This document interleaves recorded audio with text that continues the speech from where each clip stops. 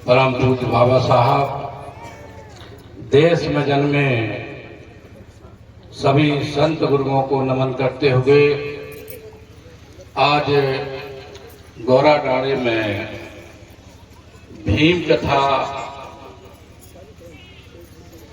के बीच उपस्थित हमारे जिले के बहुत ही सम्मानित जिलाध्यक्ष भाई अरुण कुमार बबलू राजा, हमारे बीच में उपस्थित इस विधानसभा में जिन्होंने बहुत अच्छी लड़ाई लड़ी, जनप्रिय भी हैं, भाई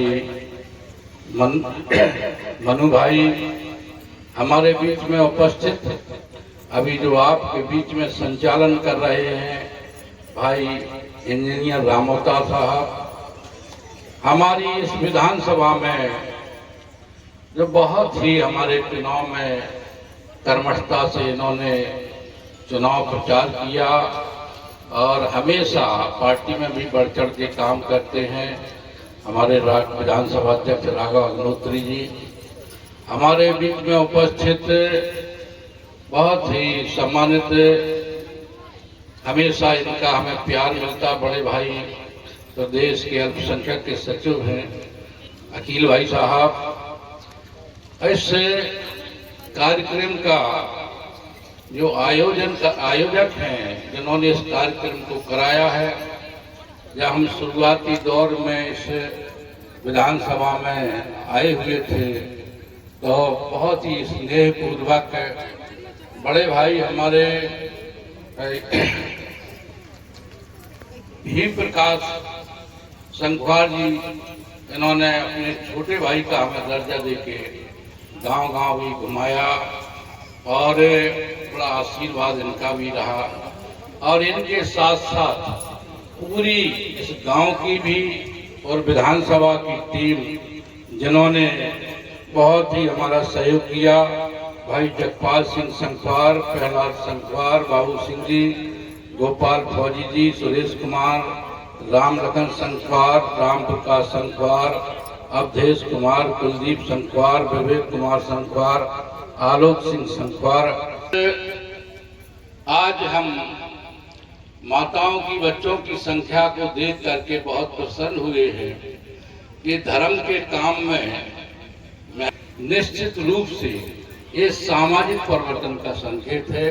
मैं उन्हें हृदय से बहुत बहुत धन्यवाद देता हूं और इस कथा को कथा वाचन करने वाली रजनी संखवार और उनकी पूरी टीम को भी हम बहुत धन्यवाद देते हैं कि हम कई बार हमने जालौन में भी इनके कार्यक्रम को देखा है, बढ़ चढ़ के धर्म के रूप में काम कर रही हैं, उन्हें भी बहुत बहुत हम धन्यवाद देते हैं। साथियों, कथा का जो आयोजन है भगवान बुद्ध से लेके बाबा साहब और देश में बहुत ऐसे संत गुरु पैदा हुए हैं जिन्होंने इस इंसान जिनको इन ऐसे इंसानों को कीड़ा मकोड़ों से बदतर जाना जाता था, उन इंसानों को इंसान का दर्जा दिलाने में सहयोग किया है। साथियों, बाबा साहब का बहुत लंबा संघर्ष, लगभग 36 साल बाबा साहब ने इस देश की जो सामाजिक व्यवस्था थी, क्योंकि बाबा साहब उस सामाजिक व्यवस्था के तहत अछूत बिरादरी में पैदा हुए थे जिन्हें महार बोला जाता। बड़ी कठिन स्थिति थी उस वक्त। कुत्ता बिल्ली से तो लोग प्यार कर सकते थे, लेकिन इंसानों को छूने में भी उन्हें बड़ा घृणा होती थी। लेकिन साथियों, जो इंसान इस ठान ले कि हम इस धरती पे पैदा हुए हैं और हमें कुछ ऐसा परिवर्तन करना है कि हम अपने जीवन काल में भी इंसानों को इंसान का दर्जा प्राप्त करा। बाबा साहब का जो अथक प्रयास रहा, क्योंकि उस वक्त हम डबल गुलामी की जिंदगी जी रहे थे। एक तो ये भारत में अंग्रेजों का राज था, उनके गुलाम थे। दूसरी जो यहाँ की मनुवादी व्यवस्था थी, हम उसके गुलाम थे। डबल गुलामी की जिंदगी जी रहे थे और दोनों से ही बाबा साहब को संघर्ष करना पड़ा। वो चाहते थे बाबा साहब कि हमारे देश से अंग्रेज जाएं, देश हमारा स्वतंत्र हो और हम इस देश के मालिक बने। दूसरा, जो देश की सामाजिक व्यवस्था थी, उस सामाजिक व्यवस्था में बदलाव हो, ऐसा भी उन्होंने अपना पूरा जीवन संघर्ष के लिए बिताया। बाबा साहब ने आप लोगों के लिए यहां से लेकर लंदन तक लड़ाई। 30 नवंबर में जब पहला राउंड टेबल कॉन्फ्रेंस लंदन में हुआ, बाबा साहब ने अंग्रेजों के सामने अपनी जमकर बात रखी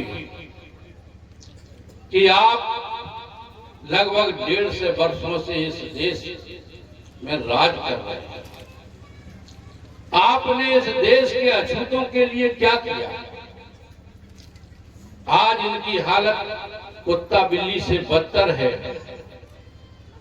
नौकरी में कोई इनके लिए सुविधा नहीं दी गई, लिखाई पढ़ाई में कोई सुविधा नहीं है। कई बार तीन बार की चरणों में लंदन में राउंड टेबल कॉन्फ्रेंस 30, 31 और 32 में आखिरकार अंग्रेजों ने स्वीकार किया कि वास्तव में इस देश के जो इंसान अछूत इंसान हैं, इन्हें आज तक इंसानों का दर्जा नहीं दिया गया है। तो उन्होंने 17 अगस्त 1932 को आरक्षण दिया कि इन लोगों को हम आरक्षण देते हैं कि ये वोट देने के भी अधिकारी होते हैं। यहां तक वोट देने में उन्होंने बहुत अपना विशाल हृदय दिखाया कि आप लोगों को डबल वोट का अधिकार मिला था उस वक्त। एक तो आप अपने प्रतिनिधि को, जो आपकी बात को सुनता है, आपके लिए दिन रात मेहनत करके आपकी समस्याओं का निराकरण करता है, ऐसे लोगों को अछूत वर्ग के लोग ही अछूत लोग वोट डाल करके अपना प्रतिनिधित्व। दूसरा, जो सामान्य वर्ग के प्रत्याशी होंगे, उनमें जो अच्छा आप लोगों के बीच में काम करेगा, तो आप उन्हें भी वोट देने के अधिकारी होंगे। लेकिन साथियों, कुछ लोगों ने, उनको अच्छा नहीं लगा कि इन्हें डबल वोट का अधिकार मिले, तो उस बाबा साहब क्योंकि अकेले थे, दबाव बनाया गया, तो बाबा साहब को अपनी बात को वापस लेना पड़ा था। तो ये प्रयास बाबा साहब की बदौलत जो आपको हमको वोट देने का अधिकार मिला है, बोलने का अधिकार मिला है, बाबा साहब की बदौलत मिला है। और क्योंकि बाबा साहब बहुत विद्वान आदमी थे, विश्व की कोई भी ऐसी डिग्री नहीं थी जो बाबा साहब ने हासिल ना की हो। चाहे अमेरिका हो, चाहे इंग्लैंड हो, वहां के सारे लोग बाबा साहब की विद्वता से नतमस्तक थे। जब 1946 में अंग्रेजों ने देश को आजाद करने की घोषणा की और कहा कि संविधान आप कैसा बनाएंगे, इसके लिए आपको रूपरेखा तैयार करके हमें बताना होगा। बहुत मुश्किल में, अब लंबी कहानी है, तो हालांकि बाबा साहब संविधान बनाने के लिए प्रारूप समिति के अध्यक्ष चुने गए, क्योंकि बाबा साहब के मुकाबले कोई विद्वान था नहीं, और उन्होंने संविधान बनाया। ऐसा संविधान बनाया कि आज भी विश्व में ऐसा अनूठा संविधान किसी भी देश का नहीं है जिन्होंने हर धर्म के, हर मजहब के, हर इंसान को बराबरी देने का दर्जा दिया हो, ऐसा इंसान, ऐसा संविधान बाबा साहब ने। आज जो माताएं बहनें हमारे बीच में बैठी हैं, बाबा साहब जब इनकी दिशा को देखते तो रो पड़ते थे। बाबा साहब एक बार परिया लोगों के बीच में गए।